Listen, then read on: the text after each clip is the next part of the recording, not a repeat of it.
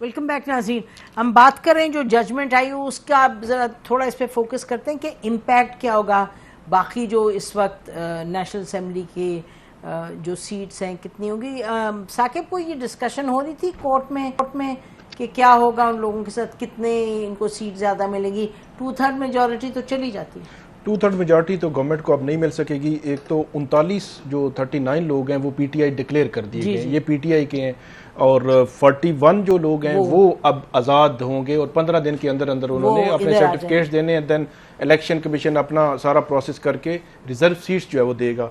इसमें एक इंटरेस्टिंग बात यह है कि केस तो सुन्नी राज काउंसिल का था, लेकिन इस सारे मामले के बाद जो है सुन्नी राज काउंसिल निकल गई है। अब जो है वो सुन्नी राज काउंसिल नहीं होगी, पीटीआई होगी। इलेक्शन कमीशन में भी, पार्लियामेंट में भी, वैसे भी जो तारुफ होगा वो बस बतौर पीटीआई जो है वो तारुफ। चीफ जस्टिस साहब ने काफी इसमें प्रोएक्टिवली ये बात करते रहे। हाँ जी, जहाँ से बेसिकली जहाँ से नाइंसाफी हुई है ना वहाँ से मामला शुरू हुआ है ना, जहाँ से ये मामला खिलाफ किया गया था, आज़ाद किया गया था, उसी जगह पर दोबारा उधर ही वापस आके खड़ा हो गया। अच्छा, तो ये बताएं जो अभी मौजूदा आपके हैं लोग वो सब के सब वही वापस जा रहे हैं, जाहिर है बिल्कुल जी इंटैक्ट हैं, और हर बंदा जो है बिल्कुल पुरअज़्म है, और बड़ी सारे रिजर्व सीट के ऊपर खवातीन जो हैं, कुछ तो जेल में हैं।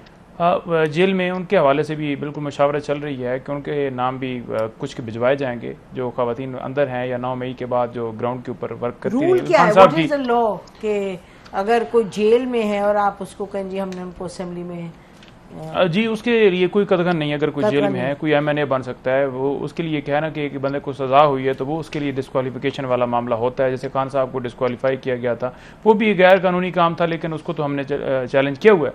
लेकिन मैं जैसे गौर साहब फरमा रहे हैं कि इलेक्शन कमीशन का काम था जी इलेक्शन करवाना। इलेक्शन कमीशन ने क्या साफ और शफाफ इलेक्शन करवाया? काम तो उसका यही था ना कि साफ और शफाफ इलेक्शन करवाए जाएं। रोज़ पहले आपने वो दे दिए जो हर रोज़ एमपीज़ के तहत लोगों को उठाते थे, फिर आपने नॉमिनेशन पेपर छीनते रहे, घरों में दाखिल होते रहे, वही सारे अहकाम जारी करके फिर हमारे नॉमिनेशन पेपर रिजेक्ट किए गए, लोगों को अगवा किया गया, सारा प्रोसेस किया गया, निशान लिया है आपने, खान साहब को डिस्क्वालीफाई किया है, आपने एक पार्टी को आज़ाद कर दिया, और अब आकर अगर इंसाफ मिल रहा है तो पहले तो आप कल तक आप सारे इनके प्रोग्राम दिखा दें, ये कहते हैं जो भी फैसला आएगा हमें मंजूर होगा। जो भी फैसला आता गया जी, नून लीग ने भी जनाब बिल्कुल उसको रिजेक्ट कर दिया है, पीपल्स पार्टी ने भी रिजेक्ट कर दिया है, एमक्यूएम ने भी रिजेक्ट कर दिया। यानी कि इनके मुताबिक फैसला है सीटें इनको दी जाएं जो कि इनको मैंडेट दिए नहीं अवाम ने, वो ठीक है, जिसको मैंडेट अवाम ने दिया है वो गलत हो गया। और सेकंड बात 9 मई के हवाले से मैं उसके ऊपर एक जुमला ऐड कर दूं। मैं इलेक्शन कमीशन का आप कह रहे हैं, मैं जरा ये कह दूं कि इलेक्शन कमीशन का जो रद्द-ए-अमल सामने है उसमें इन्होंने कहा है इलेक्शन कमीशन ने कभी नहीं कहा था कि पीटीआई झूठ बोल रहा है, सियासी जमात नहीं। ये तो इलेक्शन कमीशन गोया इस तरह कह रहा है कि 11 जजेस ने जो है वो झूठ बोला है, गलत बात की है। ये तो मतलब कंट्राडिक्ट किसी आम बंदे को नहीं, वो इलेक्शन कमीशन सुप्रीम कोर्ट को कह रहा है कि हमने तो कहा ही नहीं है। तो ये बड़ी एक अजीब सी उन्होंने वजाहत जारी की है। हर चीज आप एक्सपेक्ट करें। आप क्या कह रहे हैं कि मई 9, हाँ मई 9 पे कह रहे हैं ना, 9 मई के हवाले से। देखिए 9 मई के ट्रायल इसलिए कंक्लूड नहीं किए जा रहे क्योंकि इनके पास एविडेंस नहीं है। अगले दिन खान साहब की 3 बिल्स लाहौर में कैंसिल हुई हैं। वो क्यों हुई हैं? वो इस वजह से हुई हैं जी कि जनाब जज साहब लिखते हैं ऑर्डर के अंदर कि 2 सरकारी अफसरान वो जो है 9 मई से 2 दिन पहले यानी 7 तारीख को जमान पार्क गए, और जमान पार्क में उस मीटिंग के अंदर मौजूद थे। कोई बंदा भी सरकारी कोई एहलकार किसी मीटिंग के अंदर नहीं होता था। हम 12 मिलते रहे थे खान साहब से। वो एक ऐसे गवाह लाए गए जो कि जानबूझकर प्लान करके एविडेंस दिलवाई गई। इनके पास बेसिकली एविडेंस ही नहीं है। जो कहते थे नाकाबिल तरदीद शवाहिद, वो एविडेंस ले आए, वीडियो ले आए, कोई जूम मीटिंग की रिकॉर्डिंग ले आए, तो फिर पता चले ना वो है ही नहीं। इसलिए ट्रायल कंक्लूड नहीं किए जा रहे, क्योंकि कंक्लूड करेंगे तो जब मामला हाई कोर्ट में या सुप्रीम कोर्ट में ऐसे ही आएगा, जब साफ शफाफ सारे मामले खुलेंगे तो फिर खुल जाएगा कि वाकई कोई एविडेंस ही नहीं थी। लेकिन मई 9 को किसी किसी कंक्लूजन पर तो जाना है। इस तरह ये खींच के आगे नहीं चलते रहेंगे।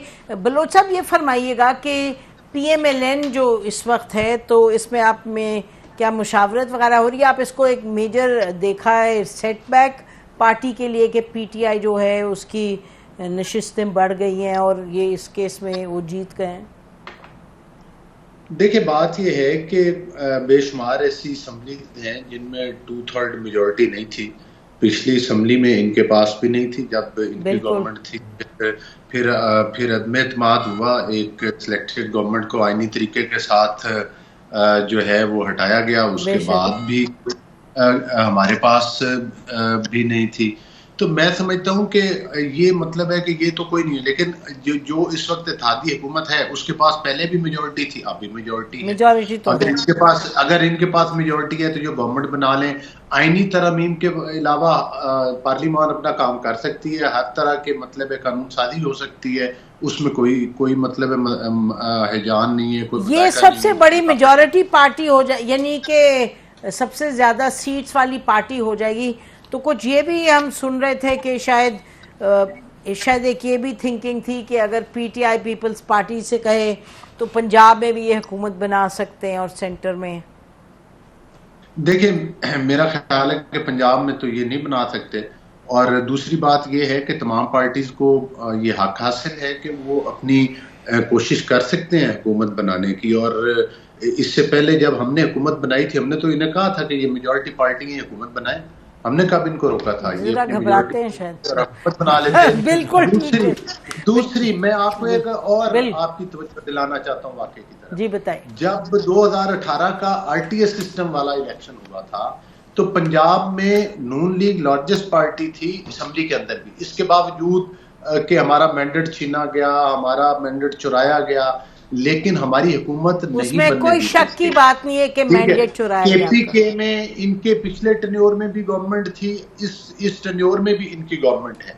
तो जितना ये प्रोपोगंडा करते हैं मजलूमियत का, ये उतने मजलूम नहीं है। 9 मई के वाकयात को इतने सिंपल तरीके से टाला नहीं जा सकता। जिस वक्त बानी पीटीआई गए थे हाई कोर्ट में और जो उन्होंने अपना वीडियो बयान और धमकियां में रिकॉर्ड करवाया और खुद अदालत में बैठ के भी जिस तरह से धमकियां लगाते रहे, वो किसी से ढकी छुपी हुई नहीं है।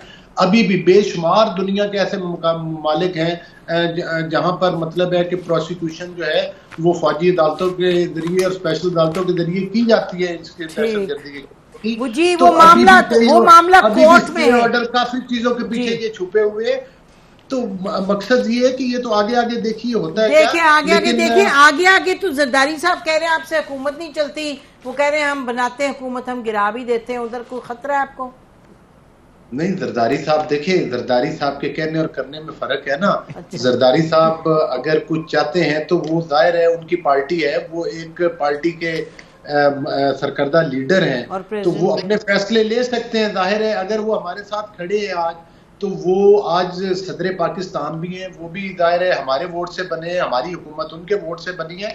तो ये चीजें जाहिर है पार्टीज के आपस में चलते रहते हैं, इश्यूज गिव एंड टेक्स तो होती रहती है पॉलिटिकली, लेकिन मेरा नहीं ख्याल कि ये इतनी जल्दी आप कह रहे हैं दोस्ताना अटैक है। चलिए बहुत बहुत शुक्रिया आप लोग का प्रोग्राम में आने का। नाजरीन, व्हाटएवर हैपन्स सब्सिक्वेंटली, सवाल तो इसमें कोई नहीं है, यकीनी तौर पे ये एक बड़ा हिस्टोरिक फैसला था। देखते हैं कि इसका आगे आने वाले दिनों में सियासत पर क्या असर होता है। हमारी तरफ से इतना ही। खुदा हाफिज।